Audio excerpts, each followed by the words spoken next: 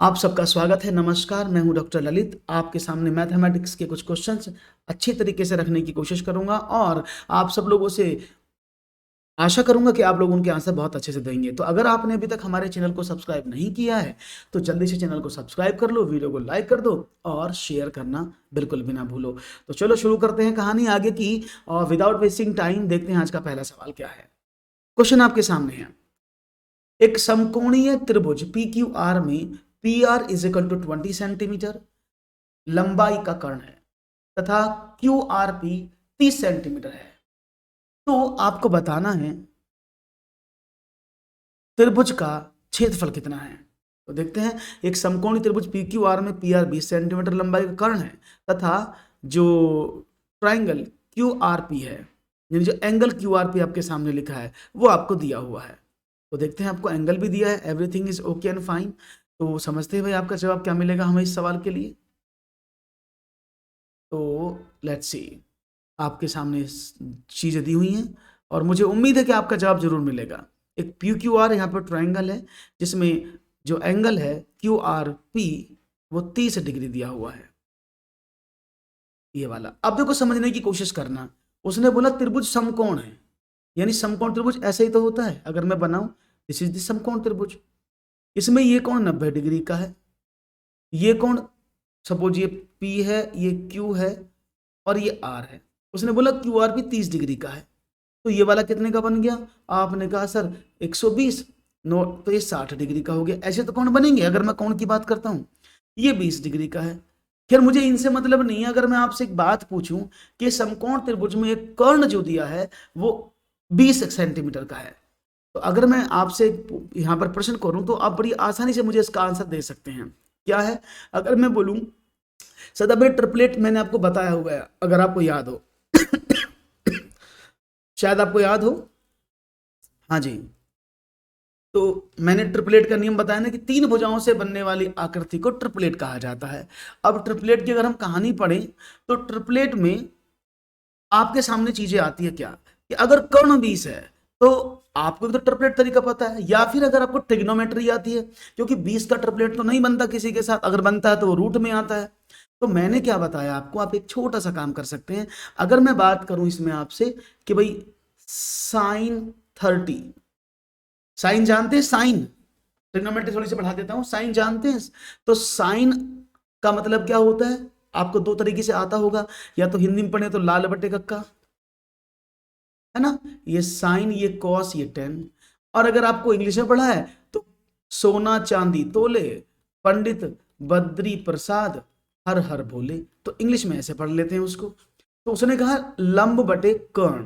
अब लंब कितना है? अगर हम लंब की बात करते हैं तो व्हाट इज द लंब? लंब क्या है? P Q. भाई पी क्यू लिखा है आपने तो मैं लिख दूं पी क्यू अपॉन कर्ण कितना है? पी आर, ऐसे। और साइन 30 का वैल्यू कितना होता है? शायद आप सभी जानते हैं साइन 30 का वैल्यू, नहीं जानते तो मैं बता देता हूं। साइन 30 का मतलब होता है 1/2, ठीक है ना।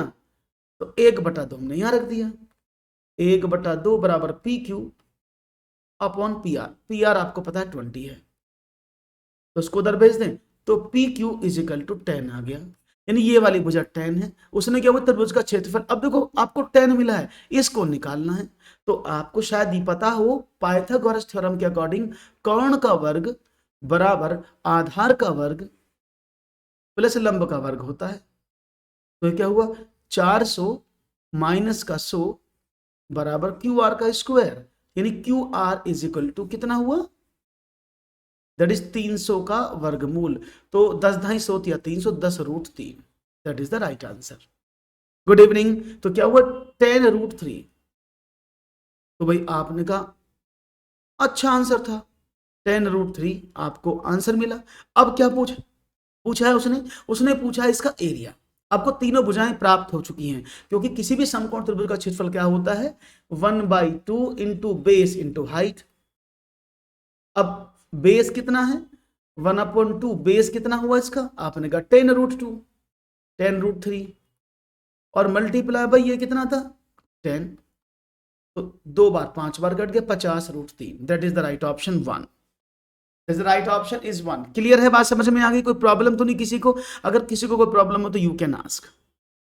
वैसे भी अगर बता दूं, अगर आपको ट्रिपलेट भी समझना है इसका, तो 20 के साथ अगर हम ट्रिपलेट बनाने की कोशिश करते हैं तो 10 और 10√10 का ही ट्रिपलेट बनता है, दैट इज 10, 10√3 और 20।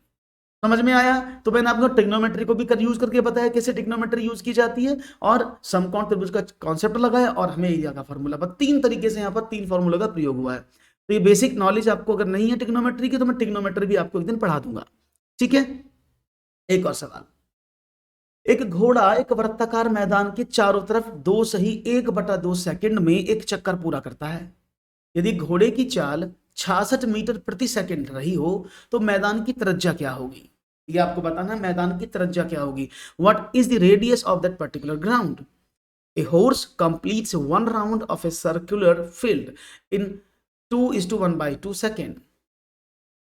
If the speed of the horse has been 66 meters per second, what will be the radius of the field? देखते हैं जवाब क्या मिलता है। एक घोड़े का एक वृत्ताकार मैदान के चारों तरफ 2 सेकंड में चक्कर पूरा करता है, तो जवाब क्या मिलेगा? बहुत सिंपल सवाल है। देखो, ये अगर वृत्ताकार मैदान की बात करें तो ये वृत्ताकार मैदान ऐसा होगा, यहां लिख देते हैं, ये एक वृत्ताकार मैदान है। अब जब घोड़ा घूम रहा है तो वो 2.5 सेकंड में चक्कर पूरा करता है। अगर घोड़ा यहां से स्टार्ट करता है, यहीं घूम के आ जाता है, तो वो क्या होता है? उसकी परिधि, यानी जो परिधि है वो कितनी होती है? 2πr। तो 2πr चलने में वो 2.5 सेकंड का समय लेता है। यानी अब मैं कहता हूं 5/2, भाई एक परिधि को घूमने में वो 5/2 सेकंड का समय लेता है। तो उसने बोला है घोड़े की चाल 66 मीटर प्रति सेकंड रही हो, तो सबसे पहले मुझे बताओ कि परिधि कितनी है। यहां से रेडियस निकल जाएगी आराम से। उसने कहा 2πr आपके सामने लिखा हुआ है, जो एक चक्कर की नहीं, एक चक्कर में चली गई दूरी कितनी है? 5/2। ये बात समझ में आ गई? ये तो कोई प्रॉब्लम तो नहीं है किसी को।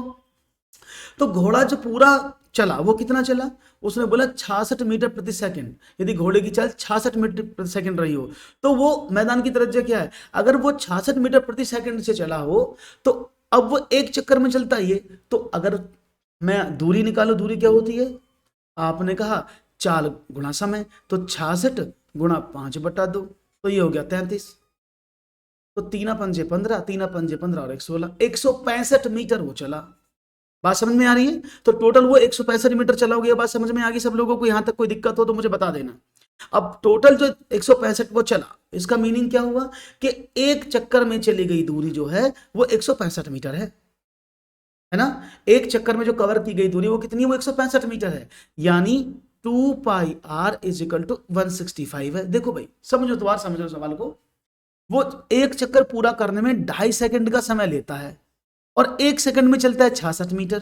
तो आप दोनों की गुणा करके एक पूरे परिपथ का निकाल लोगे ना, कितना चला हुआ एक चक्कर में। तो कुल दूरी एक चक्कर में 165 उसने तय की। अब क्या करें? तो अब आपको वैल्यू निकालनी। तो उसने रेडियस पूछा था, क्या हो जाएगा? 165/2 × 7/22। बस अब तो आपको समझ में आ गया है, कुछ नहीं करना है, अब तो इजीली हैंडल हो जाएगा सवाल। चलो अच्छी बात है। अब इसको 11 से देखिए, 11 दूनी 22 और ये हो गया 15 में 11 की गुणा करेंगे तो 165। क्लियर है? तो कहते हो 15 × 7 = 105/4 और कितना होता है? 4 दूनी 8 बचे 2, 4 × 6 = 24, 1 2 5 है। कोई ऑप्शन है? 26.25 आपने कहा बिल्कुल है। तो 26.25 मीटर उसकी रेडियस है। Right option. थोड़ा टेक्निकल क्वेश्चन आ रहे हैं, घुमा के पूछा जा रहा है सवाल को, यानी सवाल वैसे ही है लेकिन अब क्या हुआ, सीधा ना पूछ करके उसने आपको ये दे दिया कि आपको डिस्टेंस बराबर टाइम इनटू स्पीड का मल्टीप्लाई करना होगा, तब डिस्टेंस मिलेगा जो परिधि के बराबर होगा। क्लियर है? तो जल्दी से लाइक वाइक करते रहो और आगे बढ़ो एक और सवाल की तरफ।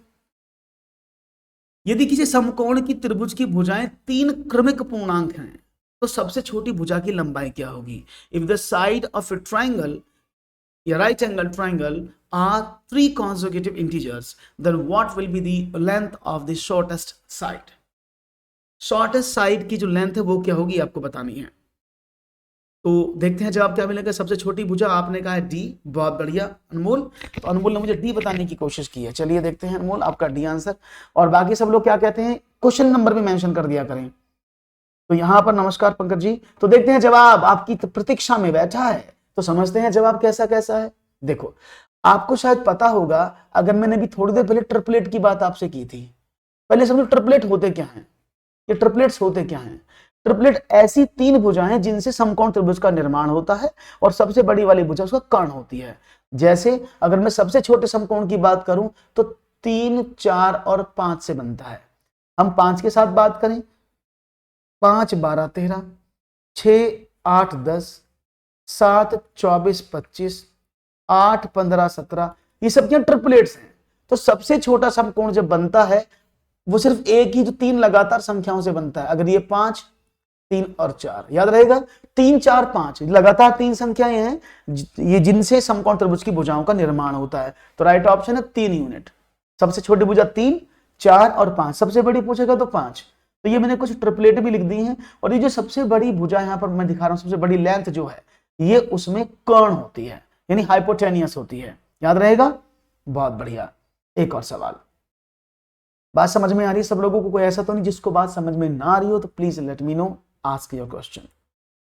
चलो, क्वेश्चन है 1750 रुपए की एक राशि को दो भागों में इस प्रकार विभाजित किया गया कि पहले भाग पर 8% की दर से वार्षिक साधारण ब्याज और दूसरे भाग पर 6% की वार्षिक दर से साधारण ब्याज बराबर है। तो पहले भाग का ब्याज कितना है? यानी जो ब्याज आपको मिला 1750 रुपए के उस हिस्से पर 8% की दर से, वो और जो 6% पर मिला वो उन दोनों को बराबर है। तो आपको बताना पहले वाले भाग पर ब्याज कितना है। तो देखते हैं, ब्याज का सवाल है, अच्छा सवाल है। इसको हम बेसिक से करा देता हूं पहले, जिससे कि आपको समझ में आ जाए। देखो, समझने की कोशिश करना। 1750 रुपए की एक राशि है, उसको दो भागों में बांटा। तो एक भाग तो आपने 8% पर दिया, मैंने माना 8% पर जो राशि दी वो 100 रुपए थी, तो भी 6% पे कौन से गई होगी? आपने कहा टोटल 1750 रुपए थे, एक्स इसमें से निकल गए। यही तो है कि भाई दो राशि मैंने एक एक्स मानी, दूसरी वाली 1750 में से एक्स मैंने कम कर दिया। तो पहले भाग पर 8% की दर से साधारण ब्याज, अब क्या हुआ, यानी जो एक्स है उस पर 8% की दर से एक साल का ब्याज किसके बराबर है? दूसरी राशि का कितना था? 1750 माइनस एक्स रुपए पर 6% की दर से एक साल के ब्याज के बराबर। यही तो कहानी है। बस सवाल को अगर भाषा को आप समझ जाओगे ना तो आपको कभी भी गलती नहीं होगी सवाल में, और आप आसानी से सवाल को पूरा कर लोगे। ये बात समझ में आई जो मैंने लिखी है? मे भी आपको समझ में आई हो जो मैं बताना चाह रहा हूं आपको। Is it clear? यहां तक कोई दिक्कत तो नहीं, किसी को भी दिक्कत नहीं है? तो 100 से 100 आपने कट कर दिया, तो क्या बना? ये हुआ 8x is equal to 1750 into 6 minus का 6x। इस 6x को उधर भेज दिया, तो क्या बना? 14x is equal to 1750 into 6, और x इज इक्वल टू कितना हुआ? 1750 गुणा 6/14। अब इसको 2 से काट लो, 7 दूनी 14, बचे 3, 7 अपन से 35, 7 दूनी 14 और 7 दूनी 14, बचे 3, 7 अपन से 250, इसको काट दें तो 3 बार 750 रुपए।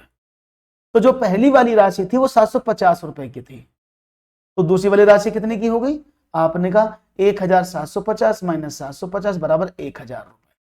तो यानी जो पहली वाली राशि जो 8% पर, मैं लिख देता हूं 750 रुपए जो थे वो 8% की दर से दिए गए, और 1000 रुपए जो थे वो 6% की दर से दिए गए। Is it clear?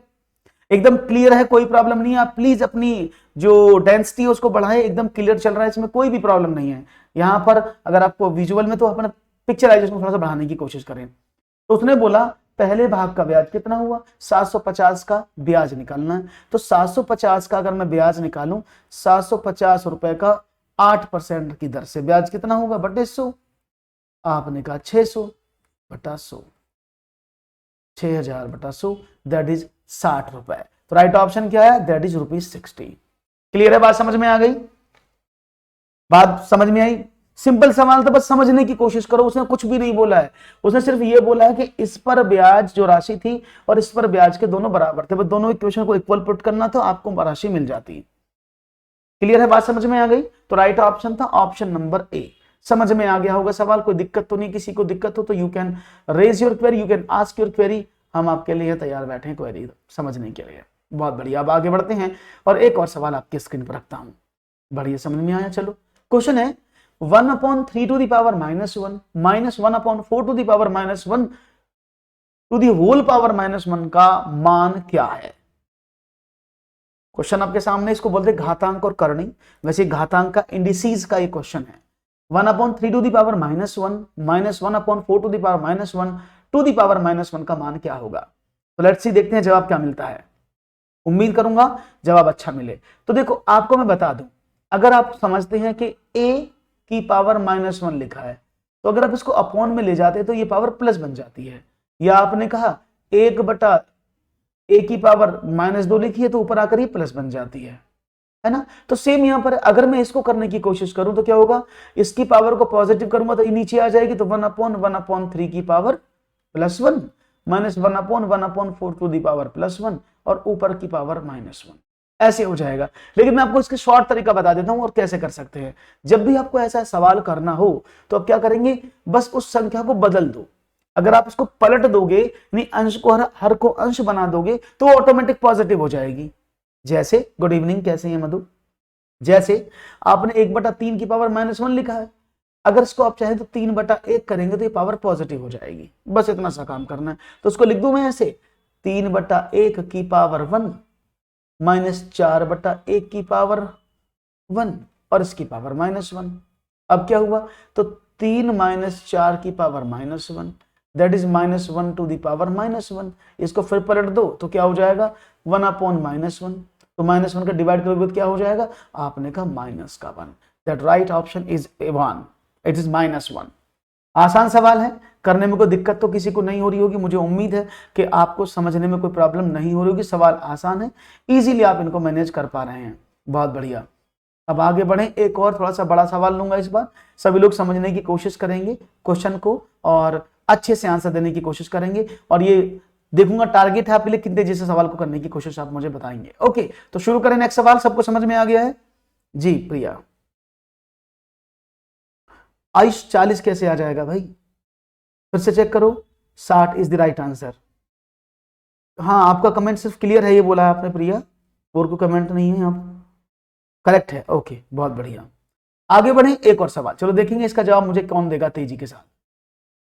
दो भिन्नों का गुणनफल 14/15 है। अच्छा, फर्स्ट टाइम है, ओके प्रिया, वेलकम। यदि दो भिन्नों का गुणनफल 14/15 है तथा उनका भागफल 35/24 हो, तो इनमें से बड़ी भिन्न कौन सी है?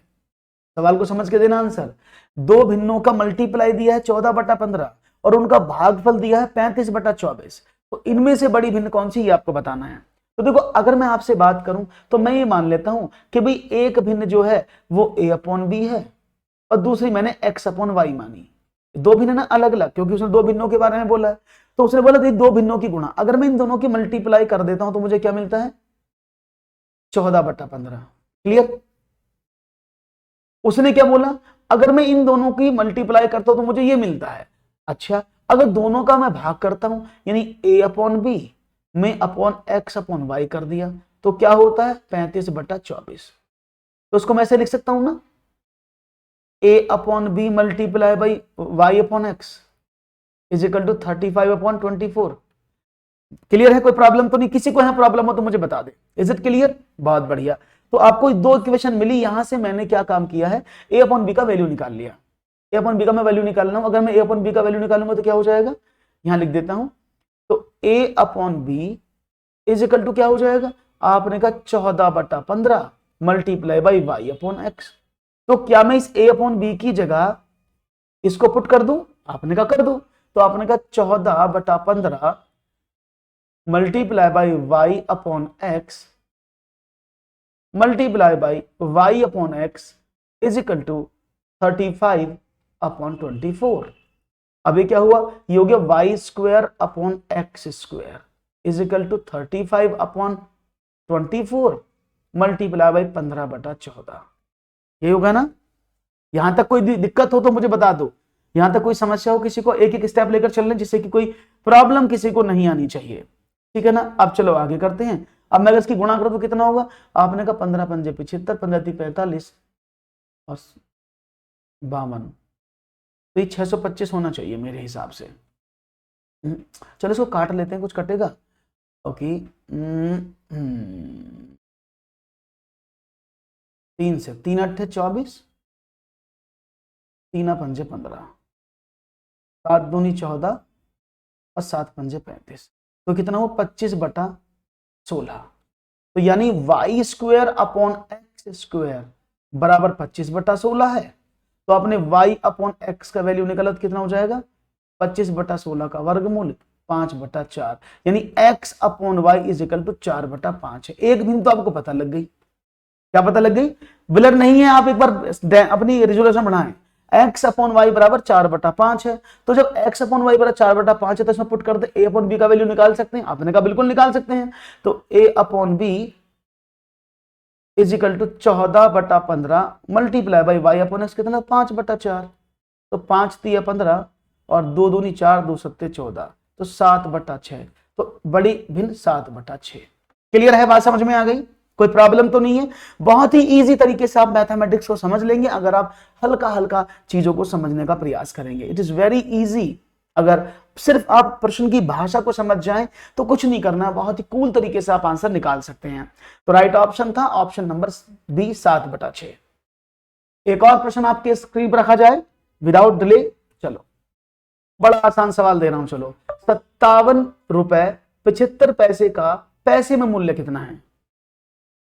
57 रुपए और 75 पैसे का पैसों में मूल्य है 575 पैसे, 775 पैसे, 57.75 पैसे या 5775 पैसे। तो देखते हैं जवाब क्या मिलता है आपकी तरफ से। तेजी से देखेंगे जवाब, तो तेजी तेजी से मिलेंगे आपके, उम्मीद है।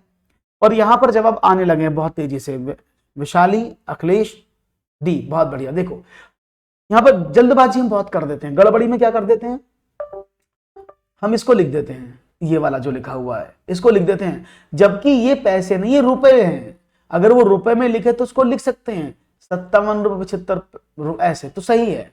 लेकिन पैसे में पूछा है तो 1 रुपए में 100 पैसे होते हैं, तो 5700 पैसे तो ये हो गए और 75 पैसे ये हो गए, तो 5775 पैसे। एकदम करेक्ट जवाब दिया है आपने, एकदम सही जवाब है। एक और सवाल, चलो बताओ। क्वेश्चन है यदि 9 to the power 2x minus 1, अच्छा सवाल है, करने की कोशिश करेंगे। यदि 9 to the power 2x minus 1 is equal to 2 to the power 5 minus 5 है, तो आपको बताना है x का वैल्यू कितना है। जल्दी से करने की कोशिश करेंगे, अच्छे सवाल है और मुझे उम्मीद है कि आप अच्छे सवालों को अच्छी तरह से करने की कोशिश करेंगे। सिंपल सवाल है, 9 to the power 2x minus 1 is equal to 2 to the power 5 minus 5 में आपको बताना है क्या वैल्यू होगा। तो देखते हैं आपका जवाब क्या मिलता है।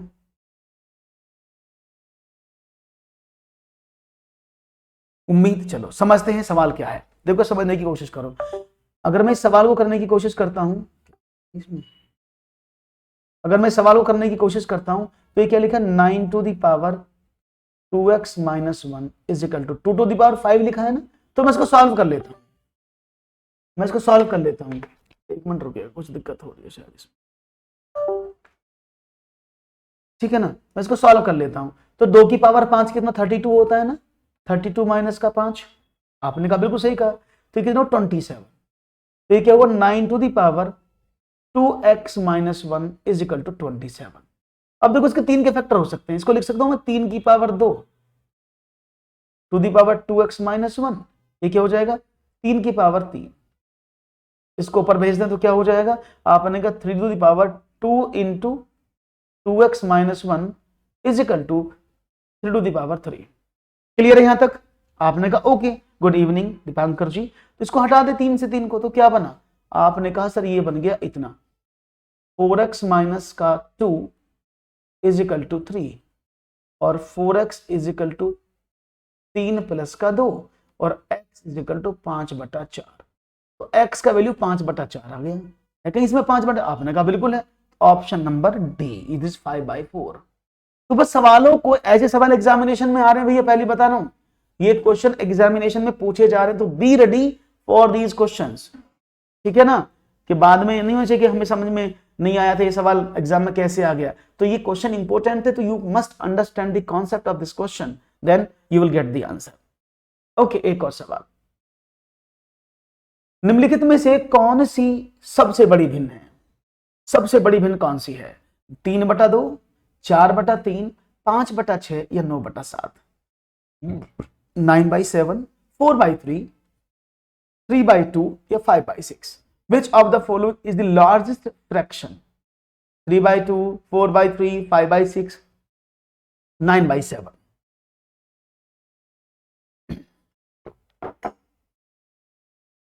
हाँ जी, जवाब क्या होगा? Let's see. देखो, ये करने के मैंने 2-3 तरीके आपको बताए हुए हैं। एक तो डिवीजन मेथड है, पहले डिवीजन से करते फिर क्रॉस मल्टीप्लिकेशन से सिखाऊंगा। डिवीजन मेथड क्या कहता है? 3/2, 4/3, 5/6 और 9/7। कितना होगा? आपने कहा 1.5 को डिवाइड करें तो कितना? 1.33। इसको डिवाइड करें तो कितना हो जाएगा? आपने कहा ये तो और भी छोटा हो गया, 0.83। इसको करें तो 1.7 दूनी 14, 6 और 7 8 56 ये आए। तो आपने देखा इनमें सबसे बड़ी वैल्यू कौन सी है? आपने कहा सर 1.50 सबसे बड़ा है। तो सबसे बड़ी भिन्न तो आपको ये पता लग गया अगर आपको डिवीजन करना है। अदरवाइज आप क्या कर सकते हैं? आप इसका जो मैंने आपको बताया था तरीका नंबर 2 भी बता देता हूं कैसे करते, शायद आपको याद होगा। तरीका नंबर 2 फिर भी बता देता हूं। तरीका नंबर 2 क्या कहता है कि आप इसमें जोड़े बना लो ऐसे 3/2, जिनको थोड़ा सा ये भागोड़ा करना अच्छा पसंद नहीं है, 5/6 और 9/7 ऐसे बना लिया आपने। क्वेश्चन था हम इस पे बना लो। तो देखो इसकी गुणा इसमें करो, 3 3 9 और 4 दूनी 8। 9 और 8 में कौन बड़ा है? आपने कहा सर 9 बड़ा है, 8 बड़ा नहीं है, 9 बड़ा है। तो यहां से आप क्या लेंगे? जो भिन्न बड़ी थी वही ले लिया, क्योंकि 9 बड़ा तो 9 वाली भिन्न बड़ी होगी। इसमें से देखें 7 5 35 और 9 7 63, इनमें कौन सा बड़ा है? 9/7। तो यहां से 9/7 ले लिया। अब इन दोनों में से देख लो, 7 3 21 और 9 दूनी 18, 21 बड़ा है ना, तो यही भिन्न सबसे बड़ी है। आप इसको ऐसे भी कर सकते हैं। चॉइस ऑलवेज बी योर्स, आपको जैसे पसंद आए आप वैसे करें, इट्स योर चॉइस। क्लियर है बात? समझ में आगे कोई प्रॉब्लम तो नहीं भाई किसी को? कोई भी समस्यात्मक शैली हो तो प्लीज लेट मी नो, नहीं तो हम आगे बढ़ते हैं और प्रश्नों का सिलसिला शुरू करते हैं। एक और क्वेश्चन आपके स्क्रीन पर मैं रख रहा हूं, चाहूंगा जवाब मिलेगा अच्छे से और बढ़िया तरीके से। तो लेट्स सी। क्वेश्चन है 138 डिग्री के संपूरक का कोटिपूरक कोण क्या है? The ordinate angle of the complement of 138 is, what is the, मैं इंग्लिश में इसको बदल देता हूं, इंग्लिश में उल्टा लिखा हुआ है ये। what is the complementary angle of the supplementary angle of 138? तो देखते हैं जवाब क्या मिलता है। ये सवाल आ रहा है पेपर में, कोटिपूरक संपूरक पर सीटेट में बहुत सवाल पूछे जा रहे हैं और यूपी टेट में भी इसमें से सवाल मिलेगा आपको, एमपी टेट में भी मिल सकता है। तो ऐसे सवालों को समझ के जाएं, ये बहुत आसान भी होते हैं। देखो समझने की कोशिश करो। पहले समझो इस संपूरक को बोलते सप्लीमेंट्री, कोटिपूरक को बोलते कॉम्प्लीमेंट्री। ओके, तो ये सप्लीमेंट्री कॉम्प्लीमेंट्री एंगल कहलाते हैं। अगर मैं आपको दोनों के बारे में विचार बताऊं तो जो सप्लीमेंट्री एंगल है इसका मतलब होता है जब दो कोणों का टोटल 180 डिग्री होता है तो वो सप्लीमेंट्री कहलाते हैं। और अगर दो कोणों का टोटल 180 ना होकर के 90 डिग्री होता है, एक समकोण के बराबर होता है, तो वो कॉम्प्लीमेंट्री कहलाते हैं। तो पहला था 138 का संपूरक, तो 138 का संपूरक बताओ कितना होगा? आपने कहा सर इसमें 180 में से घटा दो, कितना बचा? आपने कहा 2 और 4 42 डिग्री। तो 42 डिग्री क्या है? इसका संपूरक कोण है, क्योंकि 148 में 42 जोड़ने पर आपको क्या मिल जाएगा? आपको इसका संपूरक कोण मिलेगा। अब जो कोण प्राप्त हुआ है इसका कॉम्प्लीमेंट्री निकालना, इसका कोटिपूरक निकालना है, और कोटिपूरक तो 90 डिग्री का होता है। तो 90 में से 42 आपने कम कर दिए, तो कितना बचा? आपने कहा 8 48 48। तो राइट ऑप्शन क्या है? 48। क्लियर है? ऑप्शन नंबर बी एकदम करेक्ट आंसर। समझ में आ गया सबको? यस के नो? हाँ 48 होगा। बहुत बढ़िया। हम गलती में 42 लिख के आ जाते हैं। सवाल को पूरा पढ़ना है कि 138 का सप्लीमेंट्री एंगल निकालना है, जो सप्लीमेंट्री एंगल आएगा उसका कॉम्प्लीमेंट्री क्या होगा, ये सवाल था। क्लियर है? वेरी गुड, बहुत अच्छे से आपने सवाल का जवाब दिया।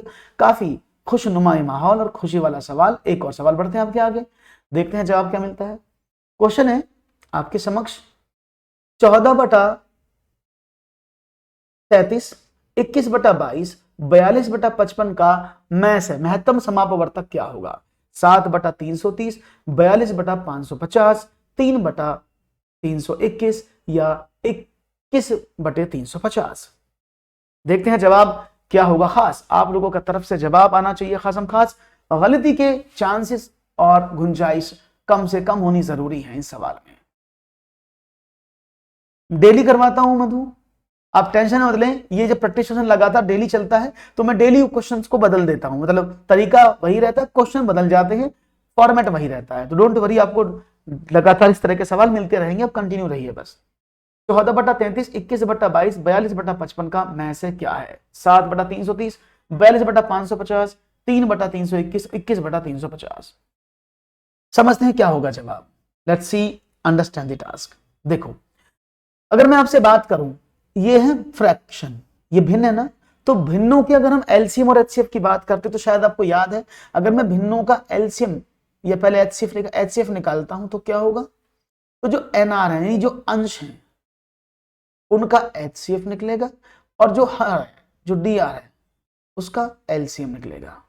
ठीक है, सेम कंडीशन अगर मैं बात करूं आपसे एलसीएम निकालने की, तो एलसीएम में क्या होगा? तो जो अंश यानी न्यूमरेटर है, एनआर है, उसका एचसीएफ, उसका एलसीएम, और जो डीआर है उसका एचसीएफ। याद रहेगा? तो ये अपोजिट है, जिस चीज को पूछता है वो ऊपर वाले का निकलता है। तो सेम कंडीशन यहां थी, तो मैं क्या देखो, अंश क्या है यहां पर, ये रहे, उसने एचसीएफ पूछा है, तो एचसीएफ कैसे निकालेंगे? एचसीएफ ऑफ दिस फ्रैक्शन, तो यानी 14, 21 और 42, इनका तो होगा एचसीएफ, अपॉन नीचे क्या था, 33, 22 और 55, इनका हो गया एलसीएम। ऐसे तो करोगे, तो अब इसका एचसीएफ क्या, ऊपर वाले का तो 7 हो गया। देखो 14 7 से कटता है, 21 भी कटता है, 42 भी कटता है। अब 330 में देखो कैसे निकालते हैं शॉर्ट में, अगर मैं 11 यहां से कॉमन निकाल लूं, सब में 11 है ना कॉमन, तो 3, 2 और 5, अब तीनों ही अंदर वाले प्राइम नंबर हैं, तो 5 दूनी 10 दिया 30, 30 में 11 की गुणा कर दी, तो 11 दिया 33, 330। राइट ऑप्शन क्या है? 7/330। क्लियर है? अगर वो आपसे बोलता है इसका एलसीएम निकालो, तो ये अपोजिट हो जाता, 14 नहीं 14, 21, 42 का एलसीएम निकालते और नीचे वाले का फिर एचसीएफ निकालते। क्लियर है? बात समझ में आ गई?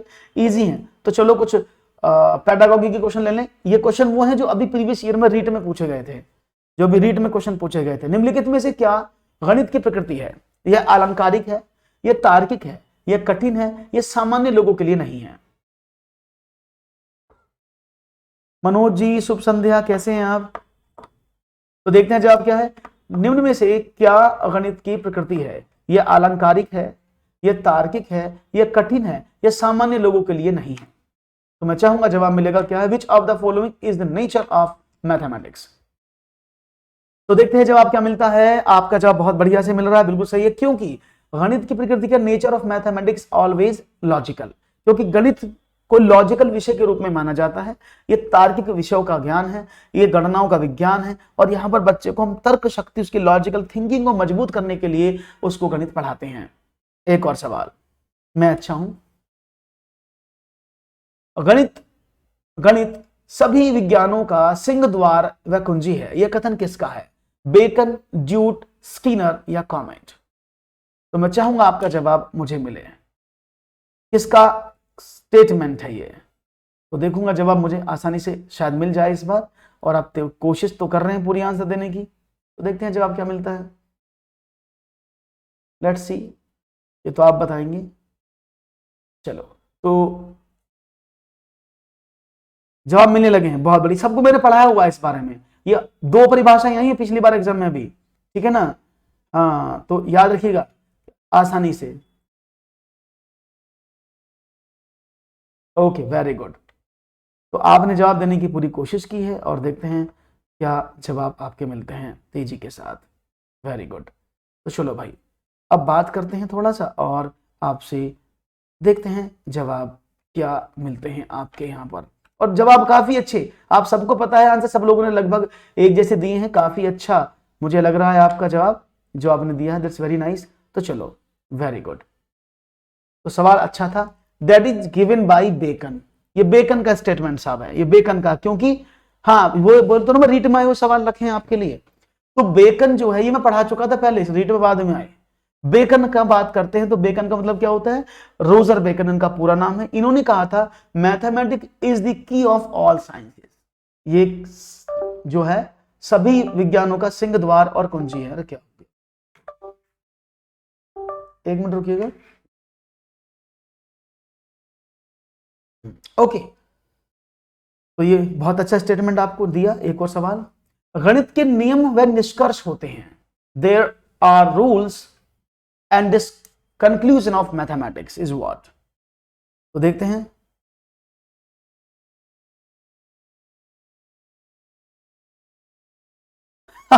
अच्छा गणेश, क्वेश्चन आंसर से पहले मुझे कमेंट नहीं दिख रहे थे, मुझे कमेंट नहीं दिख रहे थे उस समय, इसलिए ऐसा हो सकता है। तो देखते हैं जवाब क्या है। गणित के नियम और निष्कर्ष, बहुत अच्छे से आप दे रहे हैं, सी, बहुत बढ़िया। देखो ये जो वस्तुनिष्ठ लिखा है दैट इज ऑब्जेक्टिव, इसका मतलब क्या है, ऑब्जेक्टिव। तो जो गणित के नियम है ना उनका ऑब्जेक्ट होता है, वो उद्देश्य के लिए दिए जाते हैं। तो हर किसी नियम का उद्देश्य होता है कि वो किसी ना किसी चीज के लिए बना है, और जो कंक्लूजन है वो हमेशा यूनिवर्सल ट्रुथ होते हैं, वो यूनिवर्सली अडॉप्टेबल होते हैं, वो यूनिवर्सली ट्रुथ होते हैं, हमेशा याद रखिएगा। तो ये हमेशा क्या है, क्या हो रहा है इसमें, एक मिनट नहीं, मेरा पैड दिक्कत कर रहा है। तो वो हमेशा क्या होते हैं, वस्तुनिष्ठ और सार्वभौमिक होते हैं। ठीक है, बढ़िया। एक और सवाल, सी सबने सही दिया है। गणित को कहा जाता है, गणित को क्या कहा जाता है, विद्यार्थियों का दुश्मन, मन की भाषा, शक्तिशालियों की शक्ति, या मस्तिष्क का व्यायाम। गणित को क्या कहा जाता है, mathematics is called that is students enemy, the language of the mind, power of मैगिटी, और ब्रेन एक्सरसाइज। वैसे हालांकि बहुत सारे बच्चे तो यही बोलते हैं, मन में तो सब यही बोलते हैं, दुश्मन है जी हमारा ये, मैं तेरी दुश्मन, दुश्मन तू मेरा, और मैं हूं नागिन, गणित है सपेरा। ऐसे से बहुत ज्यादा लोग बोलते हैं, लेकिन ऐसा सच में नहीं होता, वो सब जानते हैं। क्योंकि गणित सिर्फ किस लिए यूज किया जाता है, आपके मस्तिष्क के व्यायाम के लिए, नहीं ब्रेन एक्सरसाइज के पर्पज से हम इसको यूज करते हैं। हाँ यूपीटेड स्पेशल है ये, don't worry. Is it clear, बात समझ में। एक और सवाल, व्यवहारिक गणित का भाग है, इनमें से कौन सा व्यवहारिक मींस अप्लाइड मैथमेटिक्स, जिसको आप अप्लाइड मैथमेटिक्स के बारे में बात करते हैं, तो व्यवहारिक गणित का कौन सा भाग है, संख्याओं का हिसाब लगाना, जोड़ व बाकी करना, समीकरणों को हल करना, या बैंक की कार्य प्रणाली की जांच करना। The part of applied mathematics is counting numbers, addition and remainder, solving equations to check the working of banks. तो यहां पर जवाब देने की कोशिश जारी है। 29 का ऑप्शन नंबर बी और डी। देखो सबसे पहले आपके लिए यह जानना बहुत जरूरी है साथियों कि ये अप्लाइड मैथमेटिक्स क्या होता है। मैं आपको उसको क्लियर करता हूं, लेकिन उससे पहले लाइक जरूर कर देना, आप लाइक शेयर करना मत भूलना। तो अगर मैं व्यावहारिक गणित की बात करता हूं तो ये जो अप्लाइड मैथमेटिक्स, आपने कई बार सुना होगा, अच्छा तुम क्या कर रहे हो, बोले जी मैं तो एमएससी कर रहा हूं अप्लाइड फिजिक्स से, अप्लाइड केमिस्ट्री से, अप्लाइड मैथमेटिक्स से। तो आपने सुना होगा कभी ना कभी लाइफ में। तो अप्लाइड का मतलब क्या है, देखिए अप्लाइड का सीधा सिद्धांत है कि उस ब्रांच का प्रयोग करके आप दूसरी ब्रांचेस की समस्याओं को कैसे सॉल्व करते हैं, दैट इज अप्लाइड। यानी अब यहां पर व्यवहारिक गणित की मैं बात करूं तो मतलब क्या है कि गणित के तथ्यों के साथ आप दूसरे क्षेत्र की समस्याओं को कैसे सॉल्व करेंगे, वही है आपका applied mathematics. Is it clear. तो संख्याओं का हिसाब लगाना गणित का पार्ट है, जोड़ व बाकी करना भी गणित में आता है, समीकरणों को हल करना। लेकिन अगर आप बैंक की कार्यप्रणाली में आपके अकाउंट्स को चेक करोगे तो अकाउंट्स में यूज तो गणित होगा, लेकिन वो विषय गणित नहीं है, वो क्या है, वो बैंकिंग है। इसलिए बैंकिंग की समस्याओं को गणित के द्वारा सॉल्व किया जा रहा है, उसी को अप्लाइड बोलते हैं। अब तो नहीं बोलोगे अप्लाइड का मतलब क्या है। अच्छा आपका है अप्लाइड केमिस्ट्री अखिलेश, अब तो नहीं बोलोगे अप्लाइड का मतलब क्या होता है। तो the meaning of applied to solve the problems of other branches using the particular branch, that is applied. Clear है, बात समझ में आ गई, कोई प्रॉब्लम तो नहीं है, बहुत बढ़िया। तो अब मैं आपको 2-3 सवाल कराऊंगा जो बहुत अच्छे से थे और जो काफी अच्छे सवाल रहे, और उन सवालों का मुझे उम्मीद है कि आप उन सवालों के जवाब भी देंगे। कुछ टफ सवाल थे जो मैंने कल भी कराए थे आपको शायद, और कराने की कोशिश अब भी करूंगा कि वो आपको समझ में आ जाए, और उन सवालों को आप मुझे करके बताएंगे जरूर जरूर, मुझे उम्मीद है आपसे। चलिए सवाल था आपके सामने, उसको देखता हूं, जल्दी से दीजिएगा इसका आंसर क्या है। ओके, ये सवाल है, ये सवाल मैंने आपको समझाया था, फिर बता देता हूं सवाल का मीनिंग क्या है। Thank you Ruby. तो ये क्वेश्चन कुछ इस तरह से लिखा हुआ है, ये सिर्फ 7 के ऊपर रूट है, ये मैंने कल सही तो किया था, कैसे हो गया। इसको बताने का सिर्फ मतलब ये है कि जिससे कि जो लोग नहीं है वो जान जाएं कि इन सवालों को कैसे करते हैं। क्वेश्चन है square root of 7 minus square root of 5 upon square root of 7 plus square root of 5। ये कल क्वेश्चन किसी ने मुझसे पूछा था, लेकिन टाइम खत्म हो गया था, इस वजह से इस क्वेश्चन को मैं दोबारा करा रहा हूं, जिससे कि क्वेश्चन आपको अच्छे से समझ में आ जाए। सभी लोग करने की कोशिश करेंगे। What is the simplest value of this particular task. तो इसमें हम कोशिश करेंगे आपको बताने की, जिससे कि आप चीजों को समझ लें। इसको बोलते हैं करनी, सर्ड। ये करनी का सवाल है, अंग्रेजी में इसको सर्ड बोलते हैं। तो ये सर्ड्स का क्वेश्चन है और मैं चाहूंगा जवाब क्या मिलेगा। तो कोई कह रहा है बी, कोई कह रहा है डी, सब लोगों के अलग अलग आंसर्स आ रहे हैं। तो इस तरह के प्रश्नों को करने के लिए आपको कुछ सोचना पड़ेगा और कुछ जानना भी पड़ेगा, और वो सोचना और जानना क्या मैं आपको बताता हूं, ठीक है ना। कंडीशन क्या है, जब भी आप करनी के सवाल करते हैं, यानी सर्ड बेस्ड क्वेश्चंस को आप सॉल्व करते हैं, तो आप करते हैं परिमेयकरण, जिसको आप रेशनलाइजेशन बोलते हैं। क्या बोलते हैं? परिमेयकरण या रेशनलाइजेशन। ये क्या है? रेशनलाइजेशन का मतलब क्या होता है कि हम हर का परिमेयकरण करते हैं, यानी हर में से जो ये रूट हैं इनको हटाने की कोशिश करते हैं, इनको हटाने की कोशिश करते हैं। अब कैसे? इसको बोलते हैं कॉन्जुगेट एलिमेंट। क्या बोलते हैं? Conjugative element. अब ये कॉन्जुगेट एलिमेंट को हम बोलते हैं संयुग्मी, हिंदी में क्या बोलते हैं? संयुग्मी अंक, ठीक है ना। पंकज जी एकदम क्लीन है, क्रिस्टल क्लियर है।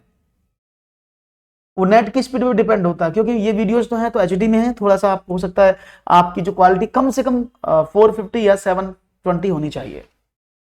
देखते हैं। तो √7 माइनस √5, तो मैंने क्या काम किया, मैंने इसका √7 माइनस √5 अपॉन क्या था, √7 प्लस √5। तो कॉन्जुगेट एलिमेंट का मतलब होता है कि जो नीचे वाली संख्या है ना, इसका सिंबल बदल के आपको मल्टीप्लाई करना होता है। तो आपने क्या कहा, ओके, तो क्या करें, 7 प्लस के जगह माइनस √5 अपॉन √7 माइनस √5। हमेशा याद रखना, ये कॉन्जुगेट एलिमेंट का मतलब होता है कि संख्याएं नहीं बदलेंगी, बस उनके निशान बदलेंगे, प्लस है तो माइनस, माइनस है तो प्लस। अब ये ऊपर वाला संख्या क्या हो गया, आपने कहा सर ऊपर वाली संख्या √7 माइनस √5 का होल स्क्वायर हो गई। देखो एक जैसी होगी ना, ये वाली दोनों एक जैसी है। और नीचे वाली क्या हो गई, आपने कहा √7 का स्क्वायर माइनस √5 का स्क्वायर। ये भी समझ में आया कैसे हुआ? क्योंकि ये a प्लस बी और a माइनस बी बन गया, है ना। क्लियर है बात समझ में? अब क्या करें, आपने कहा ओके, तो ऊपर वाले का स्क्वायर ओपन किया हमने, तो ऊपर वाले का स्क्वायर क्या हो जाएगा, आपने कहा सर ओपन कर लेते हैं, तो क्या बनेगा, देखो √7 का होल स्क्वायर प्लस √5 का whole square minus 2 into √7 into √5। ये तो मैंने a square a minus B का होल स्क्वायर का ओपन कर दिया। ये क्या हुआ, रूट से स्क्वायर रूट कट गया, तो 7 माइनस का 5। अब क्या हुआ भाई, ये हुआ 7 से रूट कट गया, 5 से रूट कटा, तो 7 प्लस 5 माइनस 2 √35, 7 पंचे 35 अपॉन 2। ये क्या हुआ, 7 और 5 12 माइनस का 2 √35 अपॉन 2। 2 ऊपर से आपने कॉमन निकाला तो क्या बचा, 6 माइनस √35 अपॉन 2। राइट ऑप्शन क्या था, 6 minus √35 is the right answer. Hope so आपको एक एक चीज समझ में आई होगी, एक एक स्टेप समझ में आया होगा, सवाल कैसे हुआ है, ये क्वेश्चन कैसे हुआ है। क्लियर है सबको? ऐसा कोई भी साथी, तो इस तरह के सवाल जब सर्ड से आते हैं, मैं लगातार लेता रहूंगा सवाल, ऐसे सवाल, डोंट वरी, मैं आने वाले सेशंस में इस तरह के सवाल आपको लेते रहूंगा और आपको बताता रहूंगा इन सवालों को करना कैसे है। Is it clear? बहुत बढ़िया, समझ में आया आपको, दैट्स वेरी नाइस। उम्मीद है कि ये सवाल आपका खरा उतरा है और आपको चीजें समझ में बहुत अच्छे से आई हैं। That's very nice and cool. तो यहां पर एक सवाल और था, इस पर भी बहुत सारे बच्चों को गड़बड़ थी, तो मैंने करेक्ट किए थे कैसे, ठीक है भाई। तो भाई यहां पर अब मैं आपसे लूंगा इजाजत, क्योंकि मैंने आपको मेरे हिसाब से बहुत सारे क्वेश्चन करा दिए हैं और ये आज का सेशन यहां समाप्त होता है, क्योंकि अब सवाल कल लेकर आएंगे नए सवालों के साथ। तो अगर आप पहली बार जुड़े हैं हमारे साथ तो भाई लाइक शेयर तो बनता है ना, और लाइक शेयर कर दीजिएगा और हमें दीजिएगा इजाजत। बहुत बहुत धन्यवाद। अगर आपको वीडियो पसंद आया तो लाइक शेयर जरूर करें और कमेंट करके बताएं कि आपको ये वीडियो कैसा लगा। शुक्रिया एंड थैंक यू।